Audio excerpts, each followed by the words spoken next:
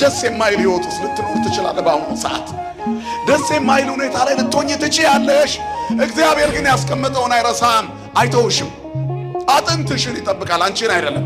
እግዚአብሔር ሁል ጊዜ ይመራሃል። ነፍስህንም ከመልካም ነገሮች ያጠግባል፣ አጥንቶችህንም ያጠናል። አንተም እንደሚጠጣ ገነት፣ ውሃውም እንደማያቋርጥ ፈሳሽ፣ የመንገድ ላይ ቀዳሽ፣ ሰባራውን አዳሽ፣ ጠጋኝ ትሆናለህ ይላል። ክብርና ምስጋና ለስሙ ይሁን። ኢሳይያስ 18:11 ላይ እግዚአብሔር ይመራሻል። በመከራ ውስጥ ብትሆኚ አይተውሽም፣ እሳት ውስጥ ብትወድቂ አይተውሽም። ግን ለጊዜው ዝም ይላል። ፈተናዎች ይኖራሉ፣ ዝም ይላል። ግን አጥንትሽ ሁሉ ጠባቂ ነው። አይገርማ? የአጥንቶቻችን ጠባቂ አጽሞቻችንን ይጠብቃል። ከሞትን በኋላ አጽሞቻችን ይጠበቃሉ።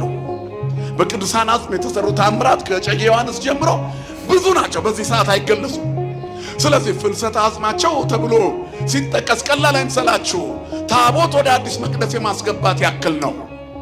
ምክንያቱም ሰዎች የእግዚአብሔር ታቦት ናቸው፣ እናንተ የእግዚአብሔር ቤተ መቅደሶች ናቸው።